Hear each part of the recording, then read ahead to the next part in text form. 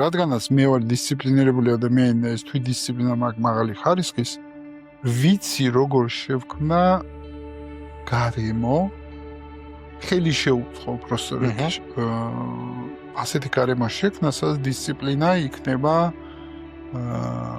ინტეგრირებული და აღსრულებული.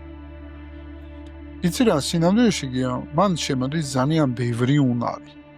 ეხლა პირველი უნარები, რაც ჩვენ ვილაპარაკეთ, არის უფრო მეტად ლიდერული უნარები, აი როგორც არის ხედვა, მომავლის ხედვა, როგორც არის ხედვაში სხვების ჩართვა, ანთება, სიცხადის შექმნა, ეს უფრო ლიდერული უნარები.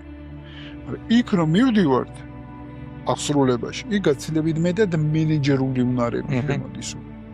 იქ არის სიცხადის შექმნა, ამოცანის ჩამოყალიბება, შეფასების კრიტერიუმების ჩამოყალიბება, სისტემის აწყობა, სწორი ადამიანების შერჩევა, პროცესების გამართვა, პროცედურების გამართვა, უამრავი პროცესი შემოდის, რაც უკვე აღსრულებას ჭირდება.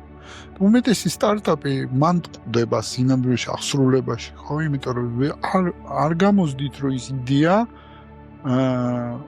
ხარისხიანად მოიტანონ ცხოვრებაში. ასი სტარტაპიდან 98 მოკვდება, ხო? ანუ იქიდან 2 საშუალოდ ეს არის წარმატების მომტანი, თუმცა იმ 2-ს იმდენი მოაქვს, რომ იმ 98-ის ხარჯს ფარავს, ეგეთი ლოგიკა, ხო?